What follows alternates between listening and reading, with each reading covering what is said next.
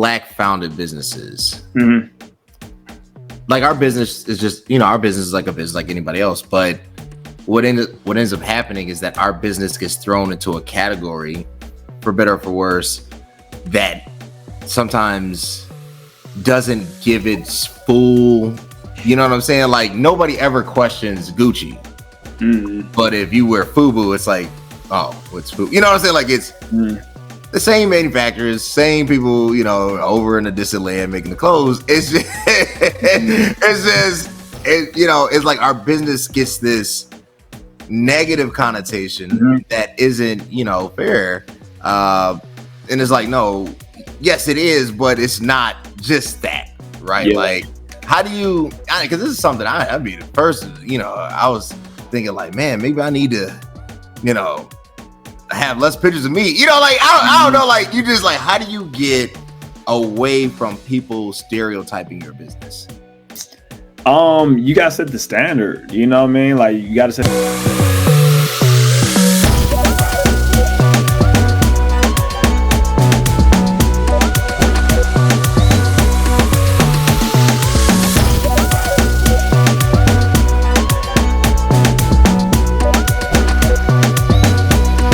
Welcome back to another episode of the CVMK Show, because it is what it is. I am your host, the one, the only, Cody himself, aka Mr. CMk33. Y'all, I want to thank y'all. You guys have been absolutely amazing. Without you, none of this, and I do mean none of this, is possible. We do it for you. The fans make this work. You guys have brought us over 15,000 subscribers on YouTube. You guys have brought us over 71,000 on CVMK _ global, the supplement brand. You guys have been amazing. We appreciate all that you do. You guys are the life force behind this. So we got a special episode. We got somebody, we got a CEO, we got an entrepreneur, we got somebody who is doing the thing, Mr. Omari Hughes himself. And I want to share his story. I want to pick his brain because I want to know, how did this brother get into this? How do you do this? How do you make this thing work? But you know what you got to do if you want to keep seeing amazing leaders like we have on a day, amazing influencers and just strategists. You got to do a couple things. First, you got to subscribe to the YouTube page. Look, one of the things is it's free. You can't beat that with a stick. You don't even got to pay. All you got to do is like, hit the notification bell, and occasionally comment. Follow us on all social media platforms, y'all. CVMK _ global, fanbase CVMK global. X CVMK global, TikTok CVMK global. Y'all just hit us up. We are there, and go where it goes down at www.cvmkglobal.store. We'll be back after a quick break.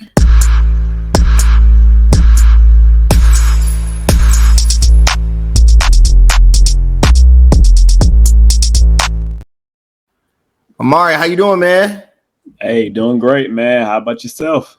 Man, I'm well, man. I appreciate you. Look, let me start. As Black men, I think sometimes whatever the societal constructs are, but we don't give each other our flowers. We don't support, and sometimes we focus on hating because we don't want to uplift one another. So, man, congrats to you. What you're doing over there as an entrepreneur, as a leader, as a business owner. I give honor. I think the scripture says, give honor to whom honor is due, right? And I think it's important for us to do that because you cannot receive what you will not give. Mm-hmm. I just really believe that at the bottom of my heart. So shout out to you, man. I appreciate you being on the show. I want to learn more about your story. I want the audience to learn more about your story. I don't know, how did you even do this? Because I still scratch my head every day. I'm going to be honest with you, man. I feel like I'm drinking out of a fire hose, man. Like, being an entrepreneurship it sound cool, it look cool, the gram make it cool, but most of the time I'll be like, man, this is for the birds. So if you could just tell the audience, man, a little bit about yourself and how you got started. Well, yeah, y'all, my name is Omari. Man, let's just kind of start from the beginning. When I was in high school, I realized that, okay, I don't want to take the traditional corporate route. I used to want to be an architect, but then, I took a class that showed me that pace and that lifestyle just wasn't for me. I felt like that was me chasing the money, chasing what you feel like, you should be doing after high school.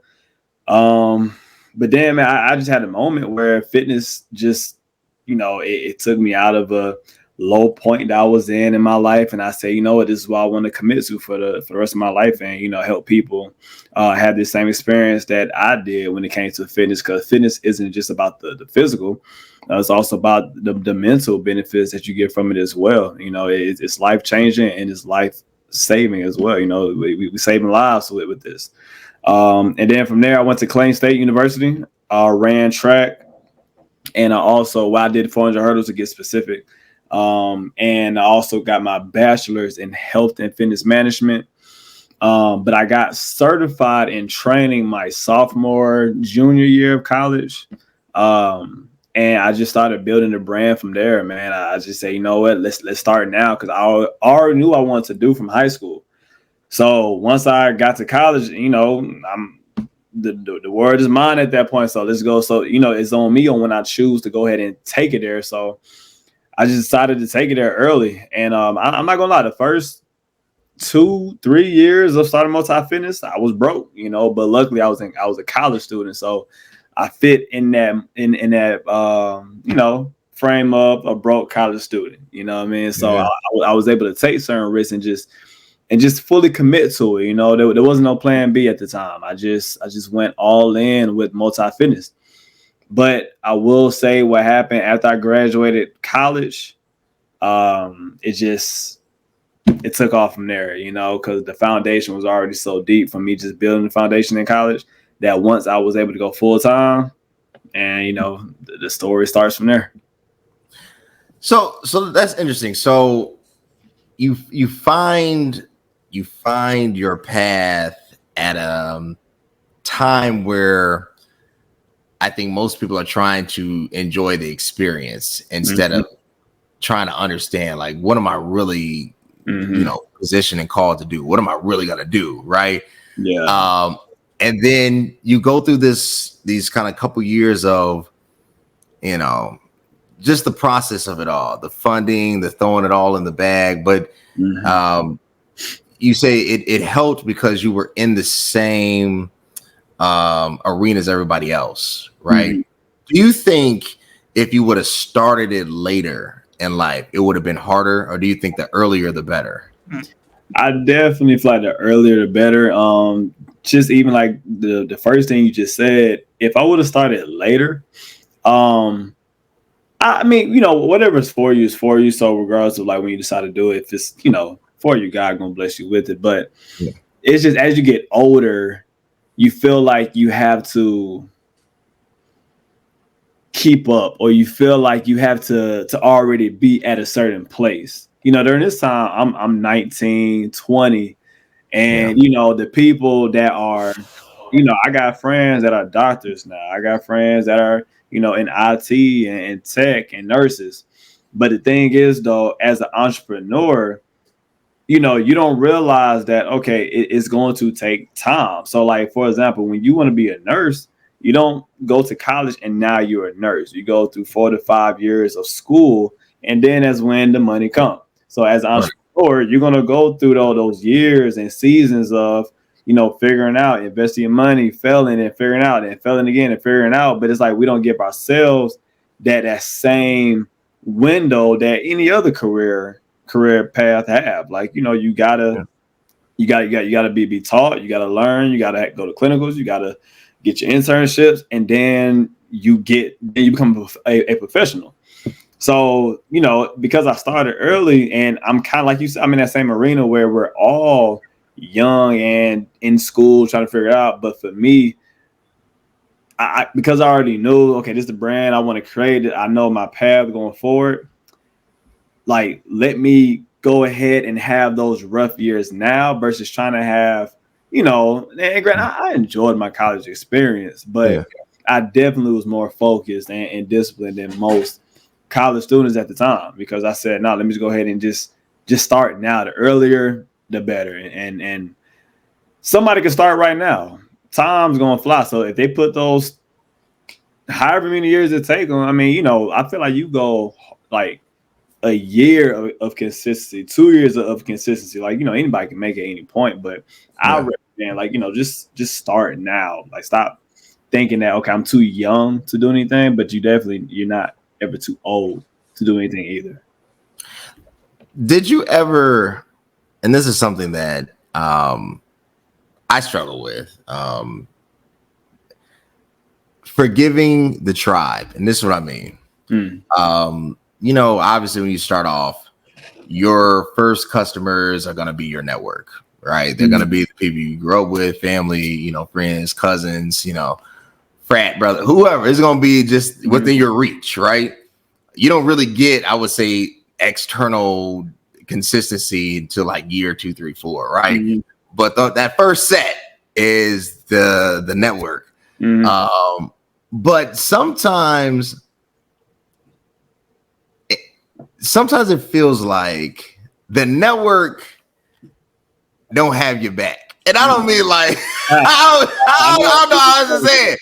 Because it's like, and I'm going to get into it. Like, you own an actual gym. We're not talking about, you know, there's one thing being a trainer, but you actually own physical square feet. I've been to your page.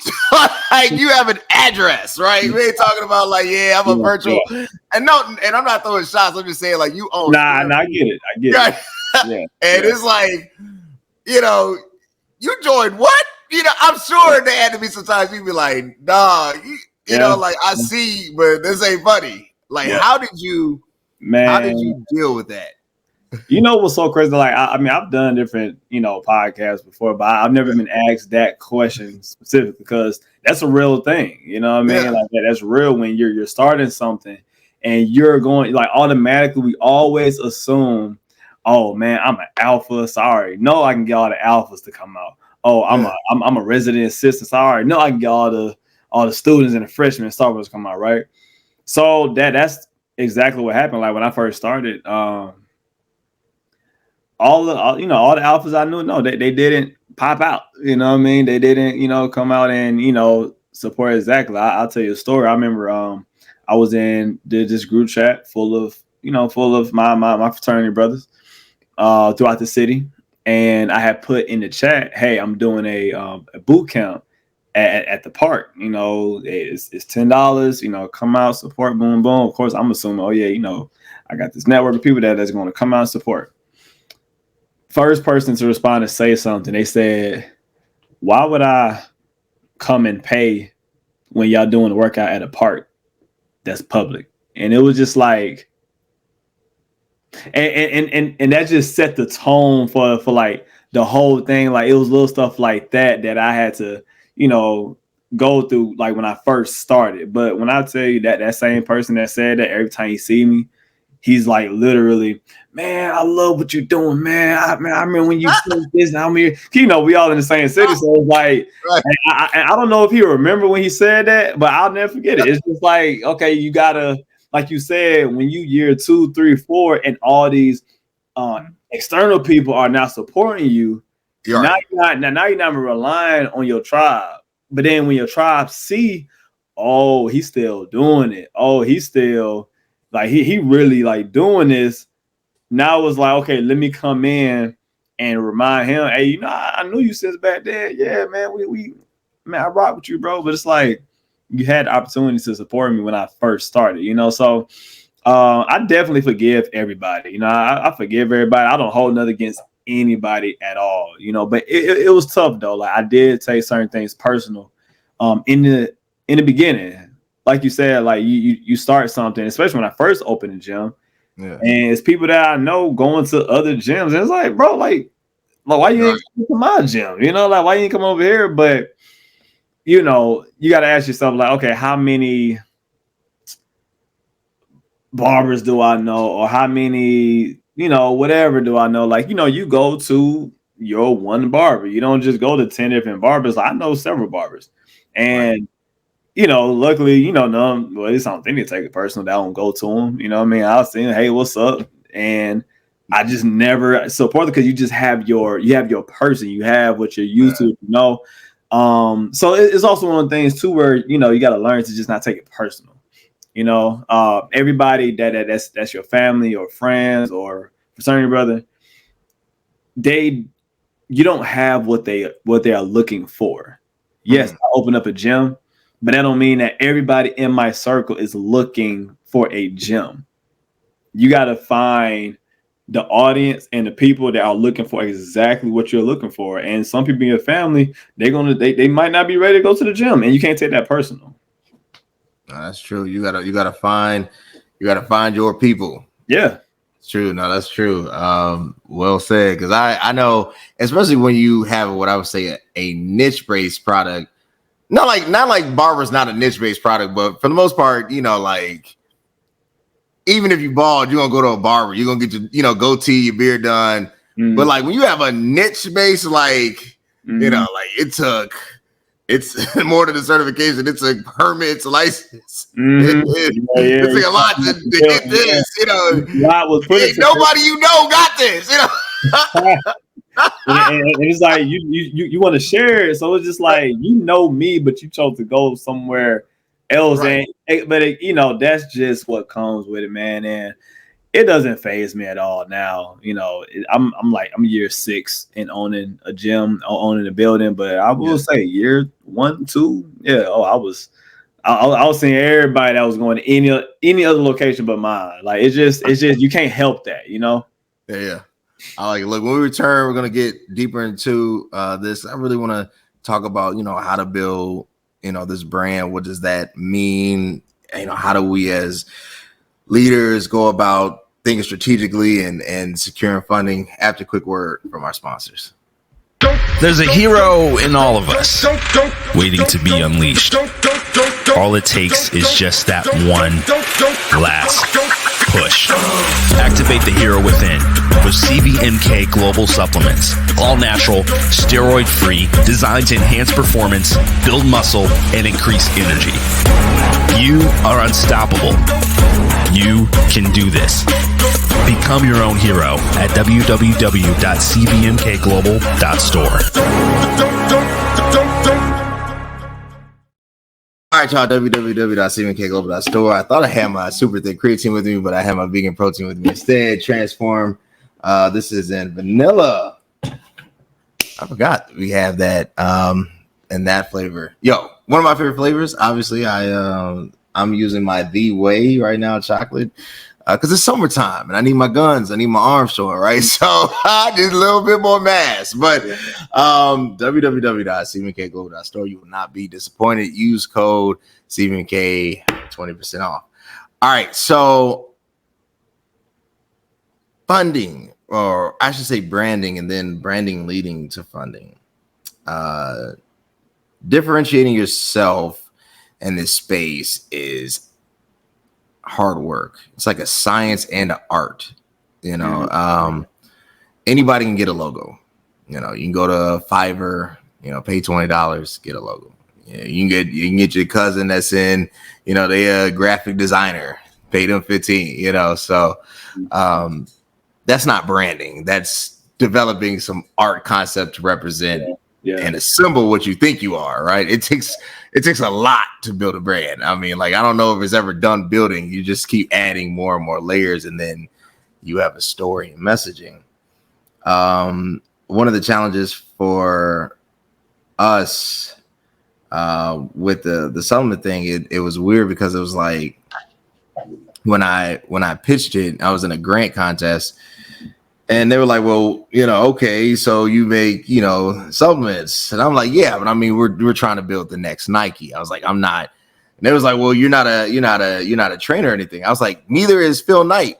They were just asking me stupid questions. I'm like, Converse, the CEO, the founder of that, now the Nike owns it. Like, they weren't. I'm not a professional athlete. Most owners aren't that. That's why we do. They made the wrong comment. It's like, that don't matter. Right.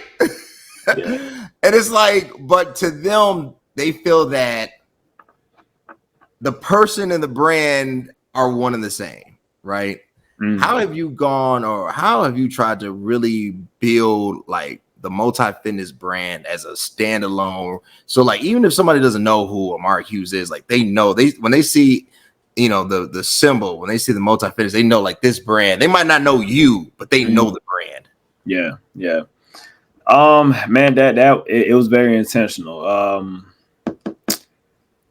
So I was personal training for a very long time, for about 4 years. But then after having 13, 14-hour days of training, I really had to ask myself, okay, what do you want long term? And I knew that, once I, get a family and, have wife and kids, I don't want to be training for 13 hours a day. Like, I want to be able to have, the time and energy to give back to my loved ones and so on, my family. And I knew that this logo on my chest had to be what would people see and not Omari. You know what I mean? Because if people are so attached to a specific person, then it's tough for you to leave and not leave, but just not be so in the business, if that makes sense. So man, what I honestly did, I just, for one, of course, MultiFitness started with me. It started from my mindset of multiple aspects of fitness. I believed in versatility, having a quality session, and I just put that in there. But then what happened was I said, you know what? The only way that I'm going to be able to really create this brand where it's not Omari is that you just got to take that step forward and build a team. So just building the team, but not just to say I have the team, but it's like, okay, I needed my members to trust that everybody that's on the team is going to be a replica of me. And that's just starting off because what it is, I was the first multi-coach. 20 years down the line, somebody's going to ask, oh, who's the first multi-coach? And it will be me. And it started with me setting the systems and the standard and what it is to be that. So that's when, you train the people before they actually train your clients. And then you remove yourself. So now it's about putting the team in the front versus, okay, I want y'all to know Omari got a team. I didn't want people knowing that it's Omari and then he has a team. It's like, no, MultiFitness is every single person that's training there. So when people would come to the gym, they wouldn't even know that I was the owner.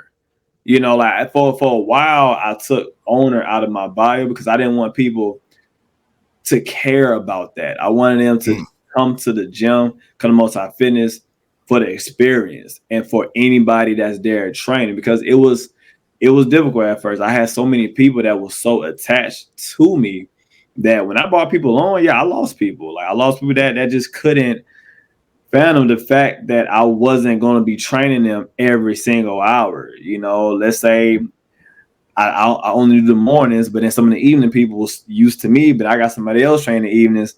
They took it personal, but I always knew that, okay, you know what? A year from now, things are going to be different. I gotta just take if you take everything personal that everybody feel, then you'll be stuck in your business and never grow. So it got to a point where I didn't want people knowing I was the owner. I didn't want people knowing that I was the one who started all this. And there was people who would come to the gym and I would train them for the first time and they'll ask me, okay, yeah, so how long have you been here? And I'll be like, oh, I've been here for a little while, but then once they find out, I'm the owner days later, hey, yo, what, are you the owner of all this? I'll be like, yeah, I am. And they just laugh, or they be like, wow, because I don't carry myself. Oh, it's me, it's the team. So as you continue to work like that, that's when you just have this whole wave of people. Their first introduction of MultiFitness isn't Omari. It's from the marketing, the advertisement. It could be from these other two trainers that brought people to the brand. And that's just how, you just really separate the personal, like Omar, from the MF. You know what I mean? Yeah. What is I feel like particularly when it comes to Black founded businesses, like our business is just, our business is like a business like anybody else. But what ends up happening is that our business gets thrown into a category, for better or for worse, that sometimes doesn't give its full, you know what I'm saying? Like nobody ever questions Gucci. But if you wear FUBU, it's like, oh, what's FUBU? You know what I'm saying? Like it's the same manufacturers, same people, you know, over in the distant land making the clothes. It's just, you know, it's like our business gets this negative connotation that isn't, you know, fair. And it's like, no, yes, it is, but it's not just that, right? Yeah. Like, how do you, because this is something I'd be the first, you know, I was thinking like, man, maybe I need to, you know, have less pictures of me, you know, like, I don't know, like, you just like, how do you get away from people stereotyping your business? You gotta set the standard, you know what I mean? Like, you gotta set the standard of, okay, this, you're not gonna treat me like your cousin. Like, you're gonna treat me like, have you ever heard of F45? Yeah. You're not gonna treat me like the trainer that's sneaking in LA Fitness and I say, hey, yeah, just cash at me or whatever, and then, you know, or I'm canceling. No, like, I'm gonna give you a stand. For one, you set the standard, but you also give that same standard. When I say, like, 9 times out of 10, unfortunately, you know, within our community, a trainer is starting their sessions late. Yeah. They're showing up late or they canceling last minute. And it's just like, you set that standard in your business. So then once you set that standard, then then the client either does the same thing. They're going to show up late. They're going to cancel last minute, or they're going to go somewhere else. But I've had an experience at a boutique gym where I was working for them back in 2017. And they was located in Buckhead in Midtown. So that kind of gives you, you know, an idea what type of people was there. If the trainer wasn't 30 minutes early, it was a write-up. So it's kind of one of them things to where, like, as the trainer, there's high expectations, because the way that we're running this business, like, we're not BSing. Like, we're going to really give the clients an experience, and we're also running the business as a real business. So once you just set that standard and you show people, like, no, I'm not the Cash App type of trainer. Like, people to this day still be like, hey, can I just Apple Pay you for this session? No, what we're gonna do is we're gonna go to the front desk and you're gonna give me a debit card, and we're gonna run it through my merchant account. We're not. I don't want you thinking that this is how we're gonna do our business like that. And that kind of sets in their head like, oh dang, okay, I can't come at him like that. When people come 10 minutes late for their first session, and we're already deep into the workout 10 minutes in, they're like, oh wow, I done missed so much. I thought that he was gonna start late. It's like, yeah, no, we're not starting late. And you have to come another day because you missed the warm-up, you missed the first circuit, you missed everything. You're gonna interrupt the session now, you know. So you just have to show people, like, I mean, unfortunately, because, like, for example, like, you know, us as Black people, right? Well, I'll say this, like, if anybody in your family does something, it's hard for you, well, let me say does something great or different, or it's a friend. Sometimes it's hard for people to accept that person is not who I grew up with.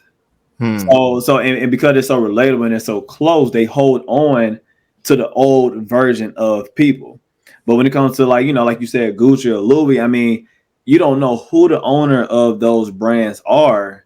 Right. But for some reason, you just feel like, nah, they got more experience. They have more of this. They have more of that. They didn't take any shortcuts. They got the best of the best leather to sell in Linux.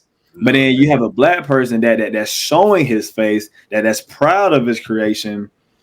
You feel like, it's, I don't know, like, it's too close. It feels, and it is unfortunate that it has to be that way, you know. Yeah. But I guess that also goes with branding as well. You know, the Telfar bags, they did great. Yeah. But you didn't know who the owner was. And then also that their branding and their quantity was very small. So it's like, it was so smart how they did it. But some people, when they create something, they want people to know, hey, just in case y'all didn't know, I am the owner, I am the creator. When sometimes that can hurt the brand. It can hurt how people support you, you know. And Is it fair? No, but sometimes, like, if you want to run a successful business, you don't want people knowing that you don't own it, because people gonna hate and they're gonna purposely not support because they know you. That makes sense. I know we're gonna cut to a quick break. I want to jump into it. Social media. Social media can be a dark place. It can be a place of gimmicks, because what it has allowed for is marketing has always been marketing, but now we get to control it to a certain level. Right now, I don't have to worry about a studio or whoever. If I want to highlight something, that's what's going to be visible. The problem is, I feel like now we've become, and I'm guilty of it. I said sometimes I feel like we become like the rap director of the videos back in the early 2000s. Like sometimes, I don't know if I'm in a Cash Money video. Like, man, I just want to make a supplement brand commercial, but like now I gotta have this element. I gotta have this element. So we're gonna get back after this. We're gonna get to it. How to navigate this, the nuance of social media. The quick word from my sponsor. I literally just tried the best pre-workout on the planet. With Superpower pre-workout, you have increased focus and a power boost every single time you work out.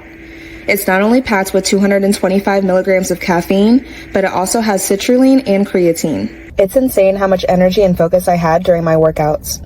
If you're ready to take your workouts to the next level, then ditch your current pre-workout and get the Superpower pre-workout to be your own hero. Y'all, www.cvmkglobal.store. Superpower pre-workout is insane. Obviously, my favorite is that and Warrior Thirst. When I'm running as Warrior Thirst, if it's a heavy lift day, Superpower. www.cvmkglobal.store. All right, so social media. It's hard to. First of all, there are no rules.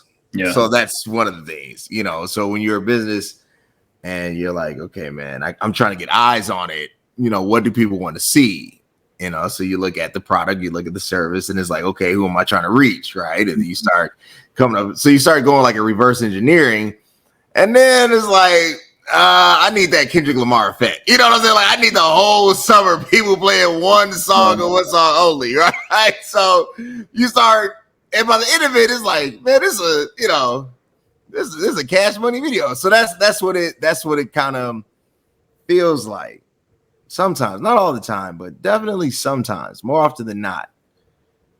How have you navigated the social media marketing aspect of this? Because it's very, and I'm not gonna name names because I could.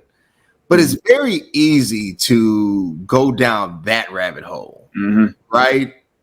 And because you're told either that or you're gonna be the, just very linear, this right here, and it's not as engaging. How have you navigated this arena? Yeah, man, I just stay true to myself, man. Like I like to create.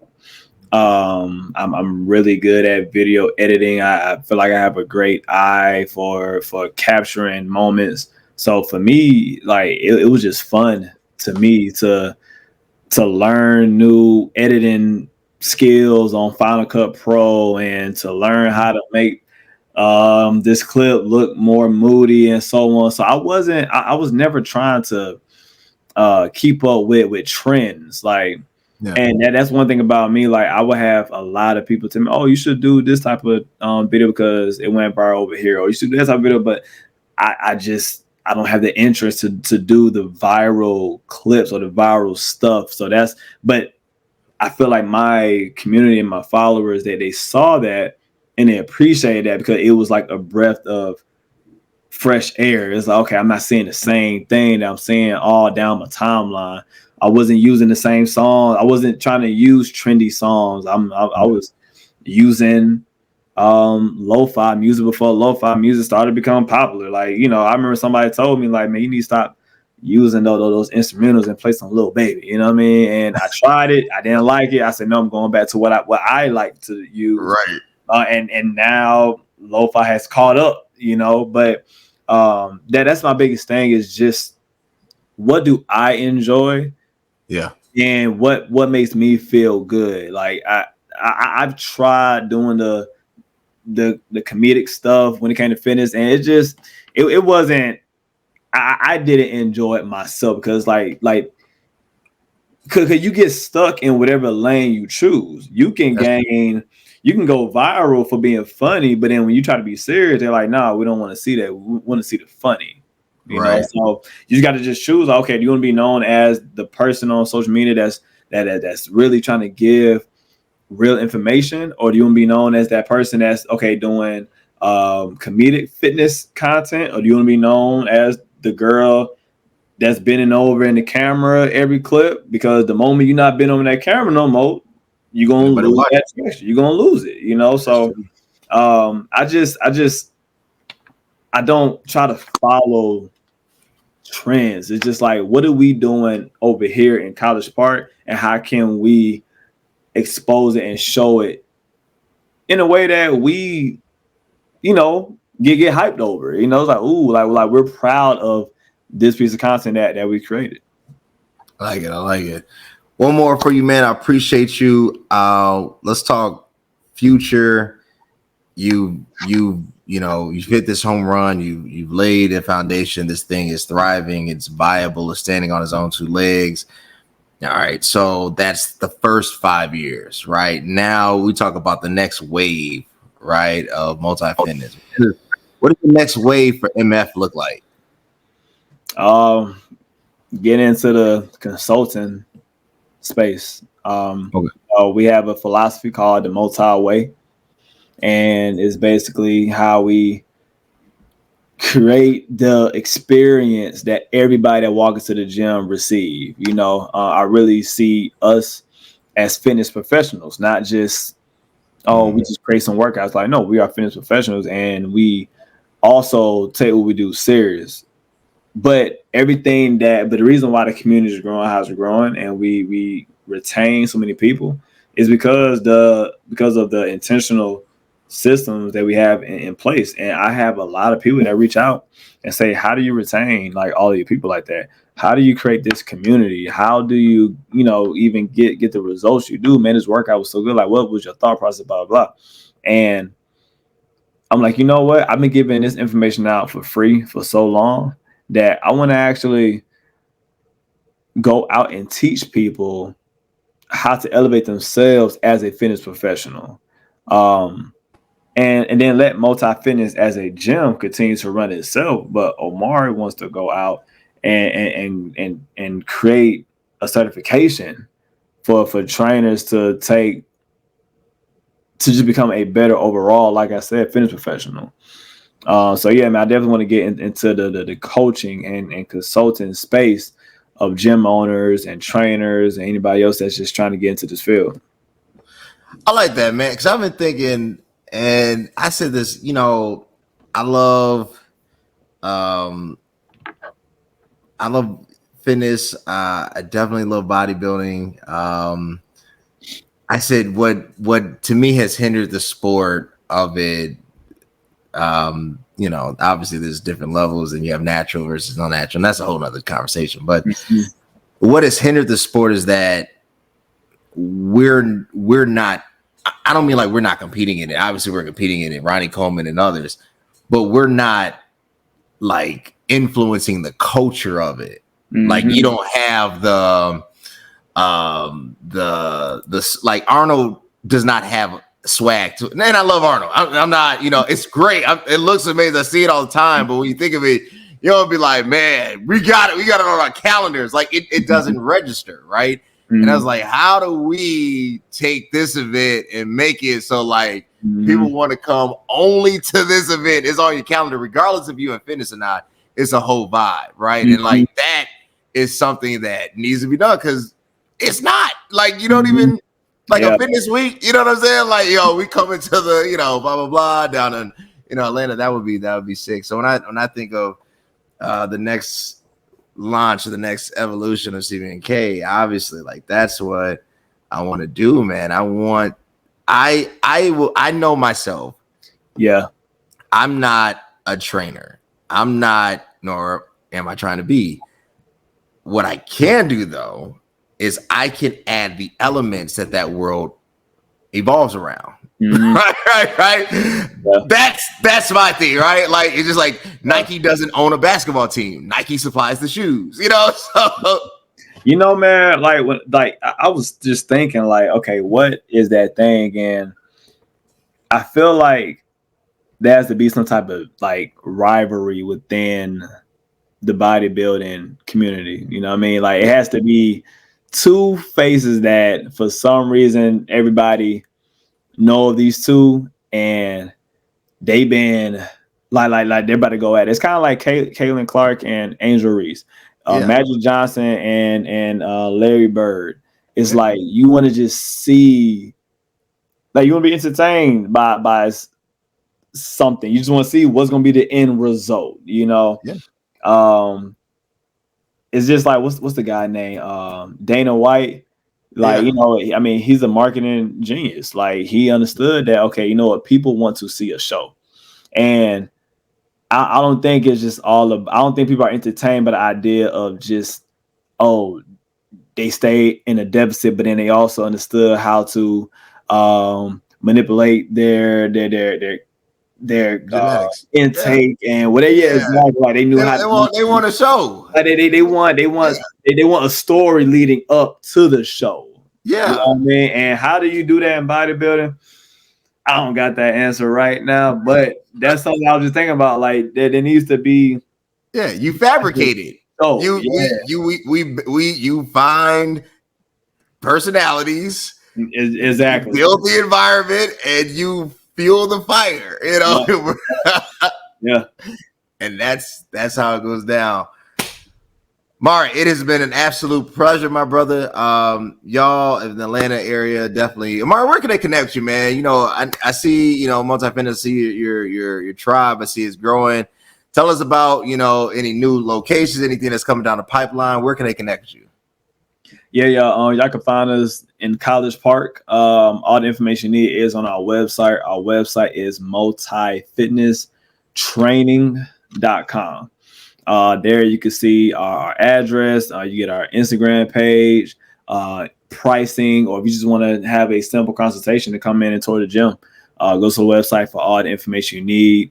Our Instagram page is multifitnessgym. No, multifitness.gym on Instagram. And yeah, you know, that's how you stay connected with us. Y'all hit them up on the gram, hit them up on multifitnesstraining.com. Join the gym. And I'm gonna say this. We will hire you first. I've been telling, I'll tell my friends, if I see protein from any other brand in your drink, I will deactivate you from my friends list, man. I'm mean about it, man. Y'all connect with them, man. Doing big things in the ATL. You want to keep seeing amazing leaders like we have on the day. You know what you need to do. YouTube, one word, 4 letters, CVMK, social media platforms, basically everywhere at CVMK Global, CVMK_Global. You put it in, it will pop up. We just made Wall Street Journal. We made their affiliate, Wall Street Times, brand on the year. That got dropped last week. That's dope. Appreciate it, man. Guys, we're doing it, but I want you to go support it. We can't do it without you. www.cvmkglobal.store is the website. Stay connected with us, man, on the platform. I tell anybody, man, you don't even got to buy. Just follow.